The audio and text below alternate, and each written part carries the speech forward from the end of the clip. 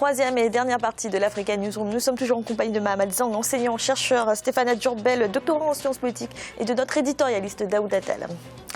Et tout de suite, dans l'actualité économique au Cameroun, le Salon international de l'entreprise, de la PME et du partenariat ouvert ce samedi à Yaoundé. Il s'agit de la 6e édition de cet événement considéré comme le plus grand rassemblement économique d'Afrique centrale. Reportage de notre correspondant Chérif Ousmane Bardonga. La 6e édition du Salon international de l'entreprise, de la PME et du partenariat de Yaoundé, Promote, s'est ouverte officiellement ce lundi au Palais des Congrès de Yaoundé. L'amélioration du climat des affaires étant un chantier permanent du gouvernement camerounais, Promote se tiendra désormais en alternance avec la Foire internationale des affaires et du commerce de Douala. Le salon sera désormais, il se tiendra tous les 2 ans au lieu de 3. Et dans le même temps, il y aura un autre événement de même ampleur, mais celui-là dédié au commerce, dédié aux affaires, qui est dans la foire du commerce et des affaires de Douala. Écoutez, dans le moment présent, on ne peut qu'être reconnaissant à tout ce qui se passe ici grâce aux opérateurs économiques, grâce aux autorités. Monsieur le mandant du gouvernement, monsieur le ministre du Commerce a, je crois, tout dit. Je suis derrière lui, avec les autorités et avec les opérateurs économiques pour que Promote soit toujours plus utile. Au-delà des innovations, des démonstrations dans les différents stands, Promote 2017 sera également une occasion d'échange d'idées, de partage d'expériences et de rencontres B2B entre professionnels. Au travers des forats, tables rondes et débats, les participants discuteront sur l'apport du partenariat public-privé à l'économie. Promote est fait pour les opérateurs économiques, pour le secteur privé.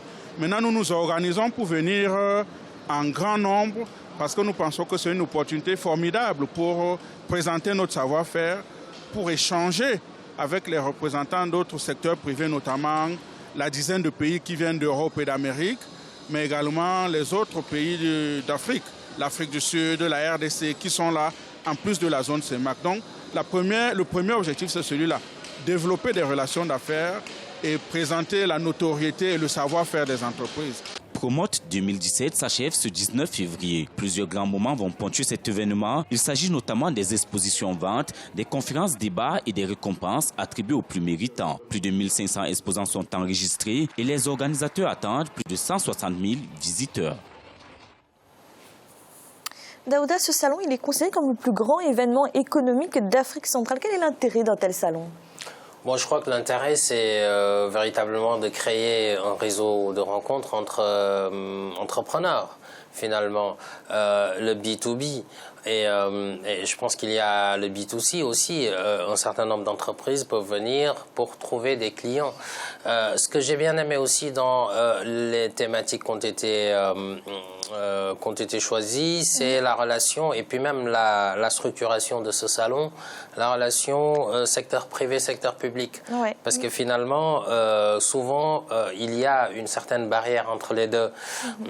Bon, ça c'est bien. Je pense que ce forum soit porté par le gouvernement camerounais via le secrétariat général de la présidence et puis organisé par le ministère du Commerce. Je crois que l'essentiel des entrepreneurs seront camerounais, Afrique centrale, mais aussi ils viennent de l'international. Donc dans ce sens-là, je pense que l'intérêt de ce type d'événement, bon, il y en a beaucoup, hein, mais j'espère d'ailleurs que ça va permettre ceci, c'est-à-dire créer une synergie autour d'un certain nombre de relations que peuvent nouer différents entrepreneurs venus d'Afrique centrale et d'ailleurs.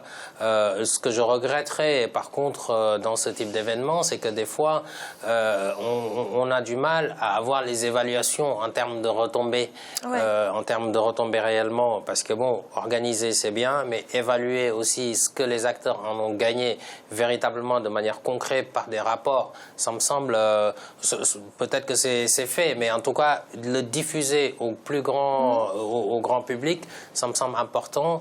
Et puis, je crois que les PME sont mises à l'honneur, les petites et moyennes entreprises. Alors justement, c'est l'une des particularités de ce salon, c'est la volonté de faire jouer aux PME un plus grand rôle dans les objectifs de croissance économique du Cameroun. C'était essentiel aujourd'hui de mieux intégrer les PME. Mais c'est même pas que essentiel, c'est nécessaire. l'Afrique, que le Cameroun ou d'autres pays africains, l'Afrique en somme ne se développera pas sans un tissu de PME florissant. C'est une évidence, voire de très petites entreprises, puisque le problème, on dit souvent que la croissance, il y a de la croissance en Afrique, mais cette croissance n'est pas inclusive. Pour moi, pour arriver à une croissance inclusive, il y a deux façons de faire. Soit vous intégrez dans la chaîne de valeur économique les entreprises locales, nationales, des petites et moyennes entreprises, voire des très petites entreprises, de manière à ce que ce soit elles qui créent la croissance.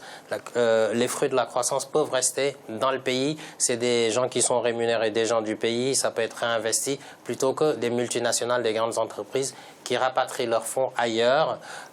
Donc je pense que les petites et moyennes entreprises sont très importantes. L'autre manière de faire, c'est de créer une croissance et puis la redistribuer.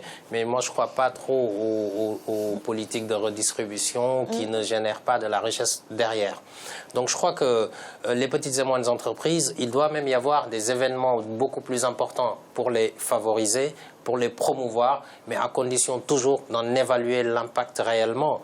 Et puis j'ai peur aussi que les très petites entreprises soient laissées de côté vis-à-vis de ce type d'événement où les gens y viennent. Voilà, il faut voir les conditions d'accès, mais je pense que des forums de très petites entreprises aussi seraient intéressants. Merci. Dans l'actualité également, l'accès à Internet en Afrique a connu ces dernières années une importante progression grâce notamment au déploiement de la téléphonie mobile, mais demeure toutefois faible par rapport aux autres continents avec seulement 23,2% de taux de pénétration. Clément Joël-Soala.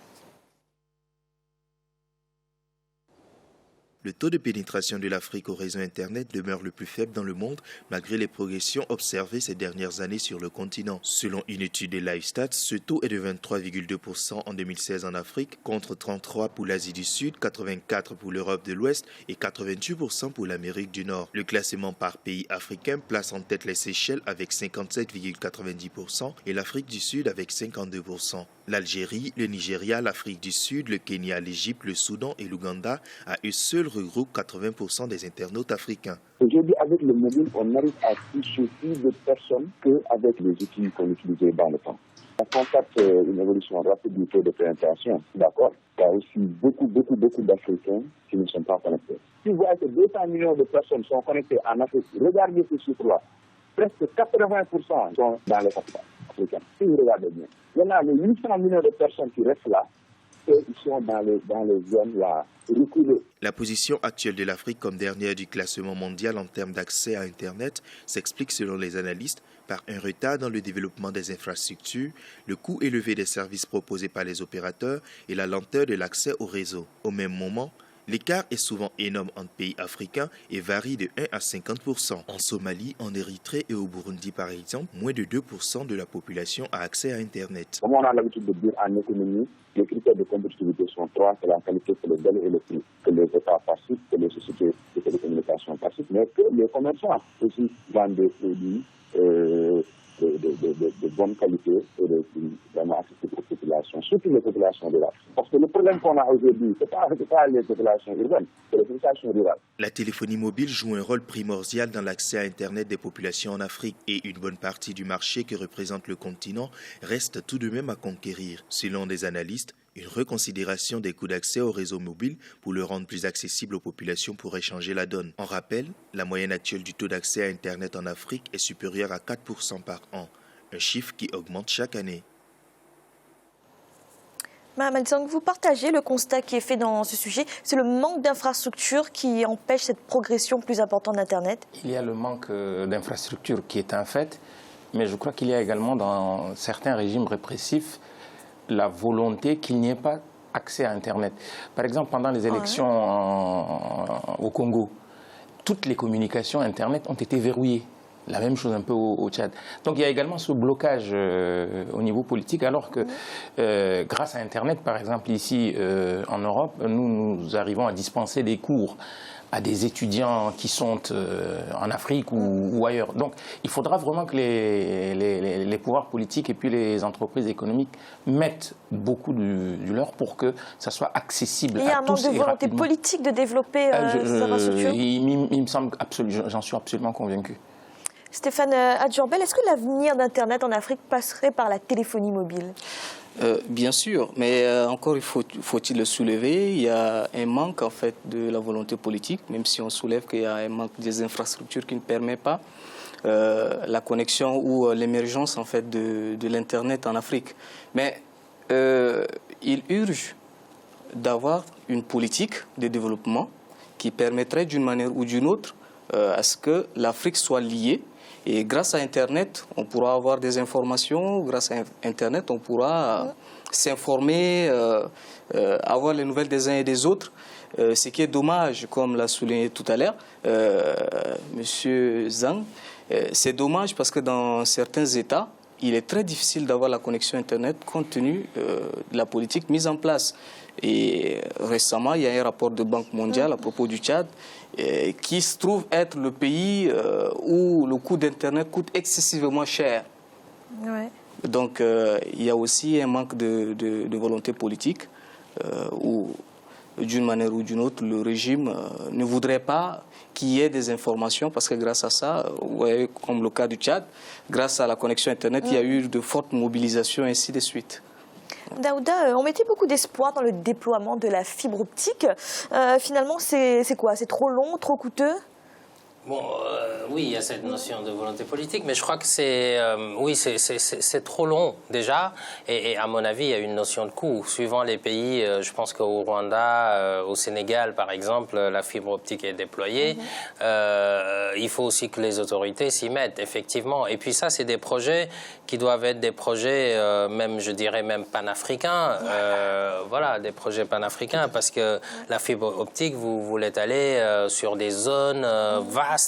Donc je pense que l'Union africaine a un sacré rôle à jouer à ce niveau-là.